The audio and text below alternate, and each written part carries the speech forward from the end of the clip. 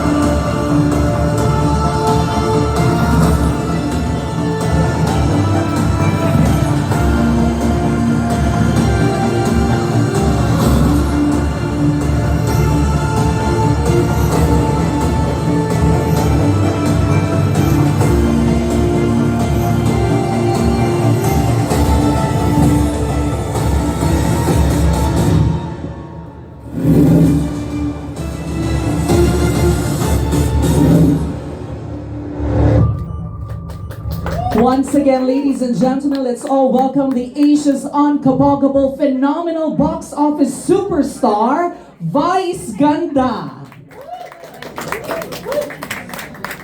May we request everyone to please take your seats so we can begin the program.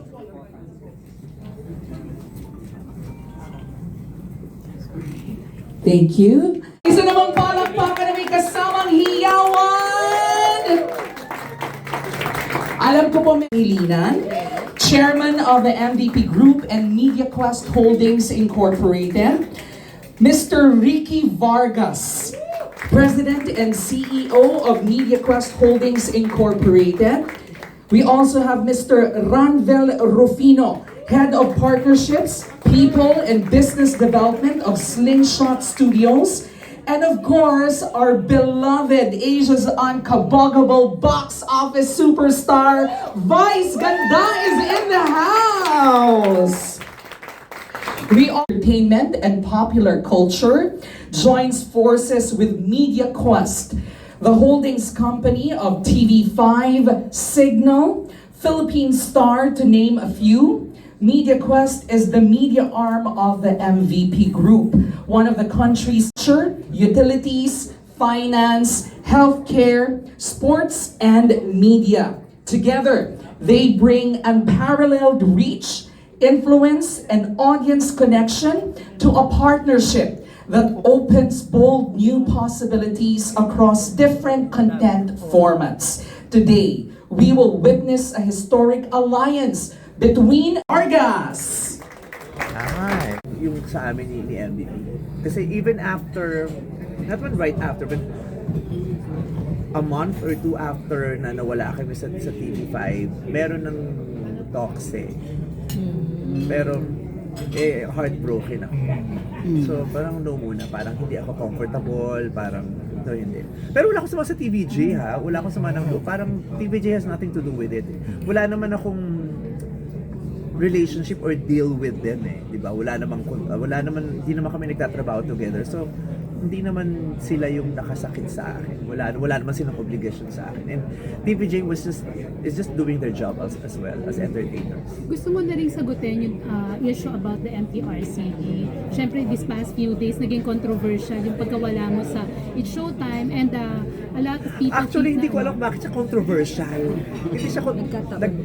meron akong legitimate leave, kaya wala ako. Kaya hindi siya controversial. Kaya lang siguro siya naging controversial kasi yung mga tao parang nag-expect na kailangan ko bang magpaalam na aalis po ako ha, ito pong alis na to ay pahinga, hindi po. Yung ganon, yung mga tao may kanya-kanyang salita, di ba? They made it controversial. So silang gumawa ng kwento. Sila rin naman ang nag-isip. Sila rin ang nag-stress, di ba? So, give ko na lang rin sa kanila. Pero nag-sorry ka, may lesson learned ka ba doon sa nangyari? Alam, may kang marirealize sa mga ganung dapat may ma-realize ka. Diba? Dapat may ma-realize ka. Marinel. Actually, nakakatuwa nga raw kasi na ang nagustuhan sa'yo, nagsisimula pa rin yung bashing, Saturday pa lang, after the episode ng Friday. Ang ganda, nag-apologize na rin. Yeah, alam mo wala pa yung mga MTRCB na ano. Yeah. I already reached out to MTRCB. Sabi ko may ganitong pong eksena, ganyan-ganyan. Tapos, wala pa naman nakakarating sa amin. Pero gusto ko na pong mag-apologize. Diba? Kasi syempre, nakahurt ako ng audience ko nakahurt ako ng madlang people. Hindi naman, ang obligasyon ko ipasayahin sila. Hindi sila naging masaya. So, it pains me na disappoint ko yung audience ko. Kaya I will apologize right away. Kaya nung nag-usap kami ni Miss Lala, sabi niya, maganda yung naging decision mo na nag-apologize ka agad, ganyan. Kahit nga nung hearing may hearing sila, gusto kong pumunta. Pupunta ako sa hearing. Kahit sabi ko, i-adjust ko yung flight ko kasi Wednesday yon yung hearing, ang flight ko Wednesday. So, adjust ko kaya gabi na lang ako umalis on the following day. Tapos mag-usap kami ni Miss Lala, huwag ka na umatin kasi unang-una, hindi ikaw naman yung kailangan makausap. Yung ganun. Hindi ka ni-required. Hindi ako ni-required ni Miss Lala. Pero nag-usap kami, in-explain ko sa kanya, ganyan. Nag-usap kami ng ano. Kaya sabi na, sige, kung magbabakasyon ka na, kami nang bahala at ang Showtime Production, kami nang mag-uusap. Huwag mo nang Kasi sabi nga nilang hirap. Marinel. Ano mo yung partnership mo, hindi lang siya basta TV5, Media Quest. So nandyan din yung mga radios, cable. How do you plan to maximize your partnership with Media Quest? Seriously, I don't know. May Kasi nga, hospital, di ba sabi? alam mo yung media, kung nabigla na nga lang niya. Kasi ang initial talks lang naman about doing a show with TV5. Tapos biglang, what if gawin natin to? Pwede ba natin gawin to? Okay naman, parang kung ito, dagdag natin. Okay naman po. Ganyan. Buong Media Quest na talaga. Ang dami ng ganyan. Parang Pati healthcare. Hindi naman nila ako pine-pressure. Pine-pressure na kailangan ma-fulfill mo to agad o ma-deliver mo lahat yung inaano namin sa'yo. Pero nakakatuwa kasi hindi lang TV5 yung binuksan nila, ang daming pinto yung binuksan nila for me. Parang sobra yung trust nila sa akin na parang makakatulong ako sa kanila kahit paano. At the same time, may tulong din man silang may bibigay sa akin. Actually, malaki. Kuya naman, hindi pa nakakasingit kanina pa. Ang recently po kasi na-reopen na naman yung debate about films, the quality of the films that we have in the Philippines, and of course, with this venture po, how do you think would that contribute po? Ano ba ito po sa films? Yung bakit namamayagpag yung mga Hollywood films tapos nagde-deteriorate yung mga ano? Lahat naman may opinion at lahat naman may valid din naman ng mga sinasabi. Pero maganda yung mga debate, maganda yung diskusyon. Ibig sabihin, may interest yung mga tao para pag-usapan yung industriya, yung pelikula. Maganda yun, maganda may diskurso kasi ibig sabihin, buhay ang interest. And we just need to challenge ourselves every day, every time nagagawa tayo ng project na magbigay tayo ng ikatutuwa nila kasi kaya naman tayo nagbebenta. Kahit ano naman, kahit di pelikula, kahit baso, pagkain, cellphone. 'Di ba? Ang ginagawa mo talaga, ang ginagawa mo 'yon kasi gusto mong bilhin nila 'di ba? Susundin natin yung gusto nila para bilhin nila kasi hindi mo naman pwedeng isungalgal sa mga tao yung bagay na hindi nila gusto. 'Di ba? Kaya nga kahit dati pa 'di ba ino-okray yung mga pelikula ko, tapos kino-question nila bakit ang daming nanonood ng pelikula ko. To each his own, iba-ibang trip natin 'di ba? Iba-ibang gusto nating soft drinks, iba-ibang gusto nating ulam, di ba? Kaya hindi natin pwedeng questionin bakit siya gusto niya yun. Dapat hindi mo yan gusto kasi hindi ko yan gusto. Di ba? May market na ganito, yun ang gusto nila. Binibigay namin to that certain market. Kung hindi mo trip, baka hindi ikaw yung market. Let's see kung makakagawa din kami ng produkto na para sa iyo.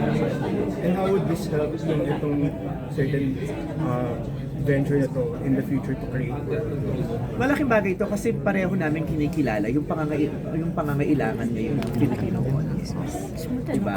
For now, sa mga nangyayari sa Pilipinas, ang kailangan talaga nila ngayon is escape through entertainment. Gusto nilang tumawa. Gusto nilang makalimot sandali para makabawas-bawas dun sa sakit ng ulo. So, hindi. Oh, ayoko din naman. Tsaka ako din naman sa sarili ko, ayokong gumagawa ng yung pare-pareho. Parang kung gagawa ako ng kunyari, may noon time ako, ibang klase yung gagawin ko naman. Ibang game show, di ba? Tapos may talk show naman. Kahit yung comedy ko, iba yung comedy ko sa concert ko, iba yung comedy ko sa TV, iba yung comedy ko sa movie. Kailangan humanap tayo ng iba't ibang paraan kung paano natin mabibigay yung pagpapatawa sa kanila. Iba't ibang projects. Hindi pwedeng paulit-ulit. Hindi pwedeng repeated experience. Vice, since ikaw na nga ang queen of all net sa TV5. Ako lang ha. Yun yung gusto ko That will be so iconic. Diba? Sobrang iconic yun na mapupunod lang sa Itbulaga tapos si Vic Soto mapapanood sa Showtime. Pero syempre, kailangan nating irespeto yung mga network na pinagtatrabahuan natin. Hindi naman pwedeng personal lang lagi yung mga dahilan natin. Gusto ko dun maganda yun. Diba? Syempre, irerespeto din natin yung mga network kung saan tayo nagtatrabaho. Sorry. Ayun, okay. Sorry. 1 minute.